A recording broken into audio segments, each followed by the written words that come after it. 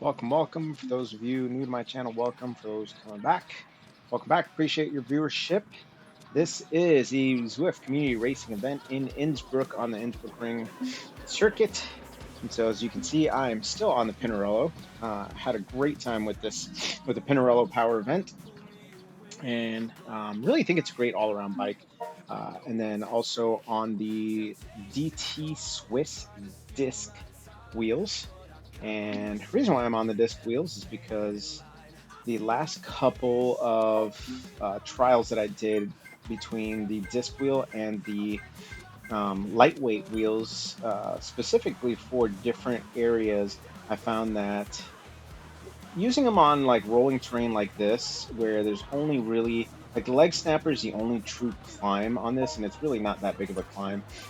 There's some other, false flats that, go a few percent and drag on, but like, they're not super serious, 10, 15-minute climbs.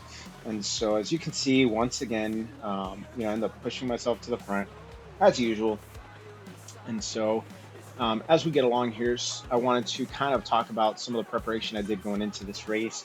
As usual, I, you know, do my pre-hydration routine. So drink 2 servings of electrolytes in about 32, actually, no, not 32, 24 ounces of water, ice cold water.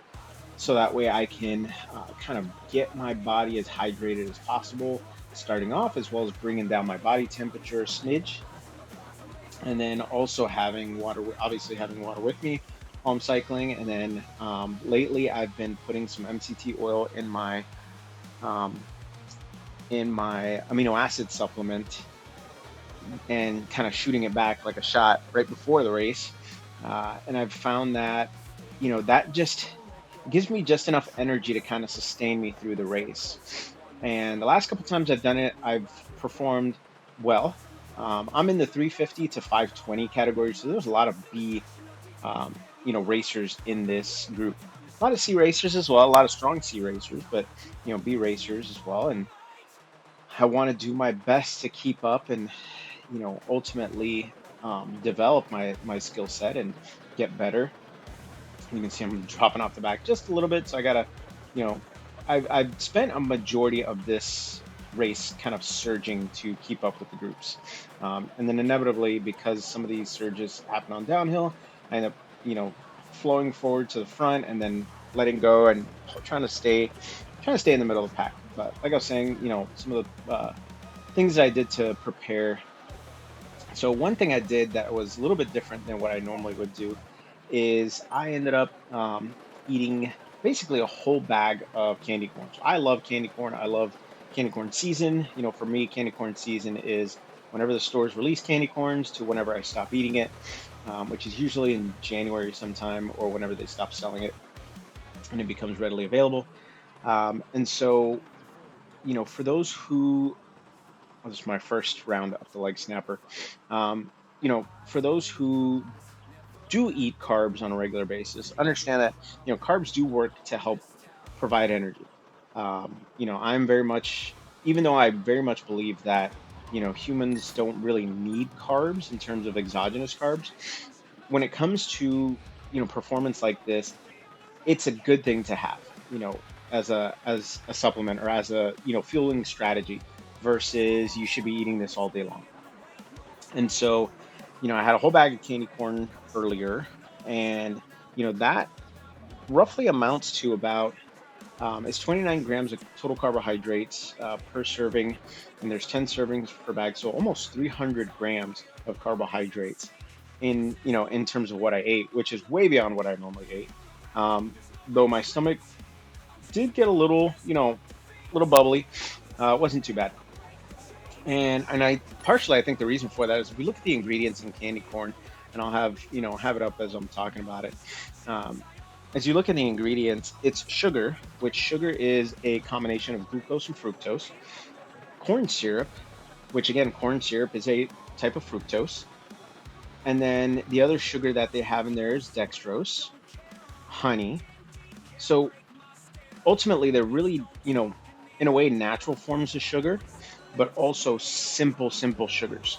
So the body can ingest them really quickly. Like when I eat them, I literally within 10-15 minutes feel my body temperature raise because it's like putting jet fuel in a car that can run, nitromethane or jet fuel. It's like that type of level energy, or like, for people who, are sensitive to caffeine, it's like that for me. Because I don't eat it often. I've primarily, mostly eat fat. And so just to switch back to the race content, so I put in a lot of effort to catch up to this group. I didn't realize that JD was in front of me. I thought that first round going up the leg snapper, I thought he was behind, in that back group. I didn't even see that he was ahead of me, and kind of took off from there. And so I was excited that I caught up to this group, and ultimately we kind of stayed together for the remainder of the race here. Um, and so if you just to backtrack real quick for the candy corn. So very simple sugars, very, obviously it's not something that you want to eat every day, all day, if you're not doing this type of effort. But my goal is to see if it's going to help me amplify my efforts. And in a stage like this, where you have the leg snapper, right after the leg snapper, you have another steep climb, you have the sprint right after the climb. So there's a lot of hard efforts back to back to back to back. And then on top of that, this stage is not flat. There's very few flat spots in this stage where I can maintain my momentum and stay with a group like this. Like I had to, like, you'll see as I go through this, I'm surging into the 300s often because I'm trying to keep up, which normally that would wipe me out. I would have been done by now had I have not, um, kind of reformulated my nutrition strategy for racing. I don't plan on incorporating, sugar often, or candy corn often. But I do plan on, incorporating it for time trials for the ZRL events, which I will be doing the I will be doing the Glyph Heights tomorrow, not or today, depending on when you look at this video. I'm not. I'm looking forward to it because I love the Mayan and its climbs, but I'm not looking forward to that second half of the grade and then going up from there to the rest of the KOM. That's gonna be tough. That is gonna be tough, and that's why I wanted to implement the strategy like this, because I want to see if that will help me prolong my efforts and stay with the group further and stay with the group longer. And so I wanted to the um, compare it to a regular gel. And so I found the Martin, something like that, gel. And when you look at their ingredients, it's water, glucose, um, calcium carbonate, which is basically calcium, and then glycolic acid, sodium, and sodium alginate, whatever that is. And so those are probably, things to sustain the product. But basically, it is just basically sugar. Like that's all it is, just straight sugar. I think it has some caffeine in it, has some. I don't know if it has electrolytes in it or not. Just kind of looking here, 20 milligrams of sodium. So not much to it, but it's a strategy, and that's the goal. It is a strategy, and so it, for the most part, like I said, I don't think I would have stayed on this, especially with this group, where I'm at now. Even though I'm pushing off the front, I didn't intend to do that. But since I was up there, I was like, you know what? I'm gonna hold on to this person's wheel. It's gonna help JD, since he was, behind me, help him, keep up with this group, and we can all kind of flow together. My goal going up the leg snapper was to get below 1 minute, which unfortunately I didn't do. Spoiler alert. I know the third one hasn't come by yet, but I didn't make it. I, thought I could, but, you know, at the end of it, my goal, again, my goal was to stay with this group as long as I could. Initially, when this group first formed, I thought it was the front group. And then I looked at where I was at, and I was like, oh, 17th place. Great. This is not the front group. The front group is long gone at this point. So much so that I didn't really see them on the map here. But then looking at it now, I can see they're about 30 plus seconds ahead of us, which is not bad. It's a good distance in front of us. I just noticed my what's it called? My Zwift sauce isn't showing on the screen because it would show the groups. Because I was basically paying attention to sauce as well as to to the groupings on the sauce as well as the elevation, so I can see what was coming up. And so here we go again, coming up, towards the leg snapper. And I just, I wanted to do my best, especially on this part. Felt that hum of getting closer and closer to the leg snapper, and just, as this group was kind of pulling back and forth, and I kept doing my best to stay within the group. Some of these guys like would pull off the front and start to kind of create a gap, and then ultimately they would, they'd create a gap and then they'd slow down a bit, and then they'd create a gap, and that kind of, it got a little bit frustrating to me. But at the end of the day, I know, if I were off the front, I'd be doing the same thing, because I don't have the capacity to sustain those kind of efforts for long periods of time.